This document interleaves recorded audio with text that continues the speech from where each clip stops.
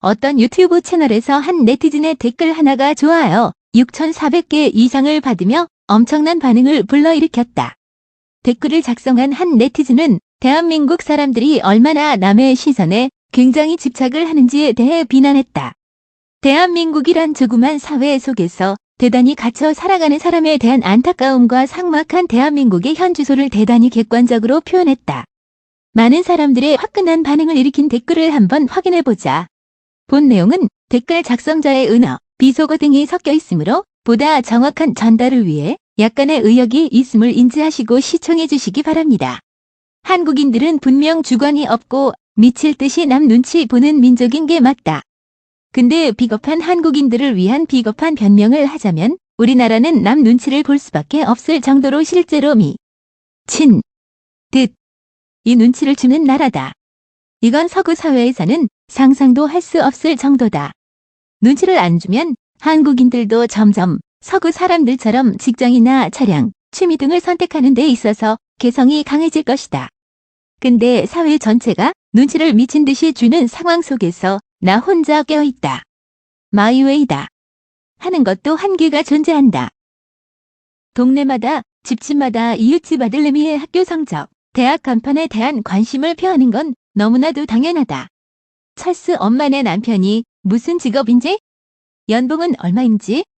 타고 다니는 차가 뭔지에 대한 관심도는 징그러울 지경이다. 미국인들은 꼭 명품차가 아니더라도 20년, 30년 된 올드카를 관리하면서 많이 타고 다닌다. 근데 한국에서 20년, 30년 된 차를 타고 다니면 주변 시선이 어떨까? 이게 그 소신 있는 위대한 미국인 vs 남의 눈치만 보는 GX기 같은 한국인. 그 개인 기질만의 문제는 아니다. 미국 애들도 유년 시절부터 성인기, 직장기를 한국에서 보내면 한국화가 진행된다. 말했다시피 눈치 주는 문화가 눈치 보는 사람을 만들고 눈치 보는 사람이 눈치 주는 문화를 더욱더 고쳐나가고 있다. 대학 4년, 군대 2년, 군대 때문에 학기 타이밍이 단 몇 주만 엇나가도 반년에서 플러스 1년은 그냥 증발하게 되는 게 대한민국 현실이다. 20대 후반의 남자는 돈이 단 한 푼도 없는 게 당연하다. 없는 게 당연한 거다. 학자금 대출은 안 갚을 것이고 취업 준비 기간은 없나? 그런데 그 젊은 남자가 경차를 타고 다니면 대외적으로 시선이 어떤지 생각해보자. 남성의 집, 차, 재산, 소득, 직장 등에 대해 우리나라의 전통적 봉건적 기준치는 여성의 그것보다 훨씬 잔인하고 엄격하다. 사회적 평균 요구치도 매우 높다. 내가 내 돈 벌어 떳떳하게 살아도 직종에 따라, 직군에 따라 떳떳하지를 못한다.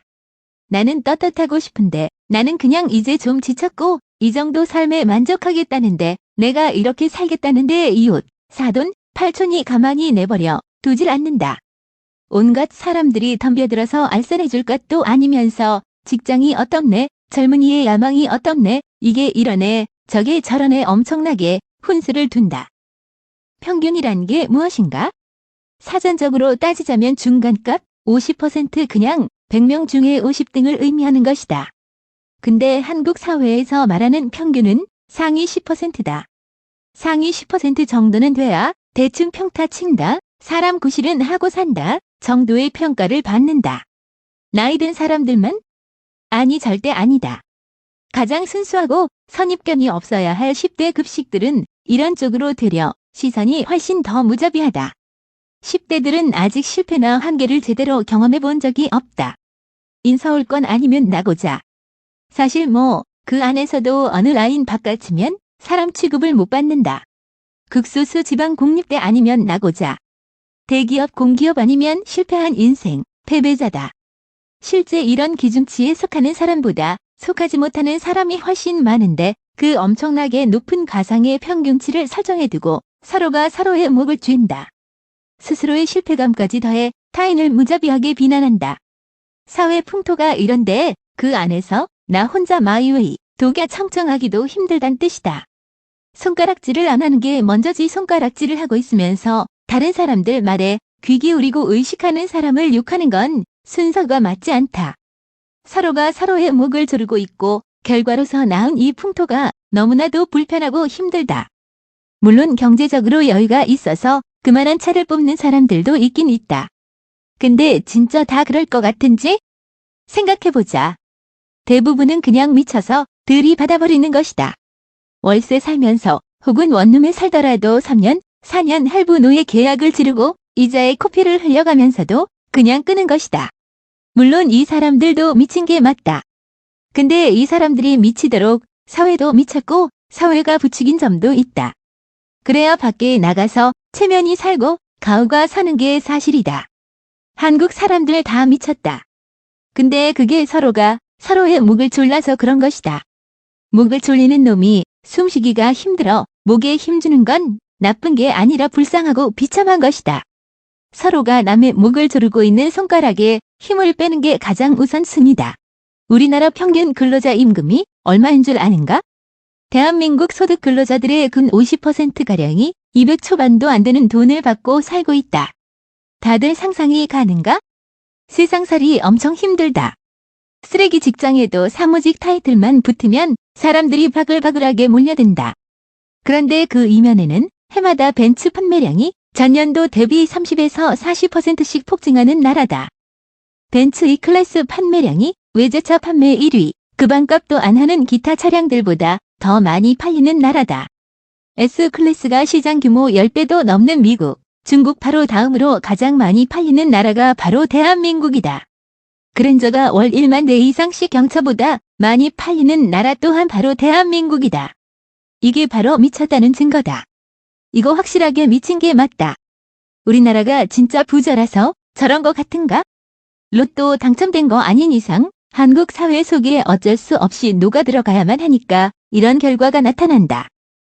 문화가 사람을 만들고 그 사람들이 문화를 더욱더 굳혀나가고 있는 중이라는 뜻이다.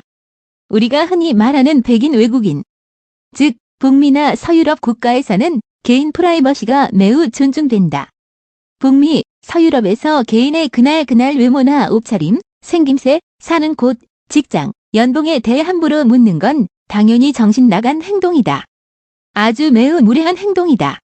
그러나 한국에서는 이런 압박들이 관심이라는 이름하에 매우 자연스럽게 행해진다. 국토 면적도 좁고 인구 밀도는 극소수 특별한 도시 국가들 몇몇을 제외하면 단연 세계탑, 살인적인 인구 밀도를 자랑한다. 실제로 우리 사회에서는 한 인간의 가치를 이런 걸로 많이 매기기도 한다. 시선이 아주 극명하게 달라진다는 말이다. 솔직하게 한국에서 남자가 경차를 타고 다니면 인식이 어떨까? 마티즈, 모닝 끌고 다니면 인식이 어떨까? 도로 위에서의 대접은 어떨까? 지금 20대 후반 30대 초반 남성이 여자 만나러 가는데 1998년식 소나타 타고 나가면 여자들이 어떻게 볼까? 남들이 어떻게 볼까? 그렇다. 한국인들 주관 없고 남 눈치 엄청나게 보는 건 모두 맞다. 맞는데 한국 사회가 실제로 눈치를 엄청나게 주고 있다는 점도 같이 생각 좀 해봐야 한다. 평균적인 남자의 인생을 한번 곰곰이 생각해봐라. 한 네티즌의 화끈한 댓글 잘 보셨나요? 어떻게 생각하시나요? 물론 남자만 힘든 게 아니고 성별에 관계없이 남, 여 모두 힘든 것도 사실입니다. 또한 대한민국이 부자가 아니라 사회 속에서 살아남기 위해 부자 코스프레를 하는 것도 사실 좀 틀린 말입니다. 대한민국이 어떤 나라인지 아십니까? 남북 6.25 전쟁 이래에 100년 안쪽으로 엄청난 성장을 거둔 나라도 지구상의 대한민국뿐입니다. 우리가 현재 사용하고 있는 휴대폰, 노트북 등 IT 업계 전 세계 1위의 인프라를 갖춘 것도 대한민국입니다. 출근길, 퇴근길을 용이하게 해주는 대중교통의 편리함 또한 1위의 인프라를 지닌 대한민국입니다. 대한민국에서 태어나 자라나는 것도 충분히 자부심을 가질 필요가 있습니다. 정말 좋은 쪽으로 보면 대한민국은 엄청 살기 좋은 나라임에는 틀림없습니다. 하지만 위에 댓글과 같이 우리는 서로가 불필요한 보이지 않는 싸움에 피와 눈물을 흘려가며 살고 있습니다. 대한민국이란 사회 속에서 서로의 불필요한 감정 싸움은 잠시 버려두고 서로가 잘 살아갈 수 있는 문화와 개인의 인식이 자리 잡을 필요가 있는 시점입니다.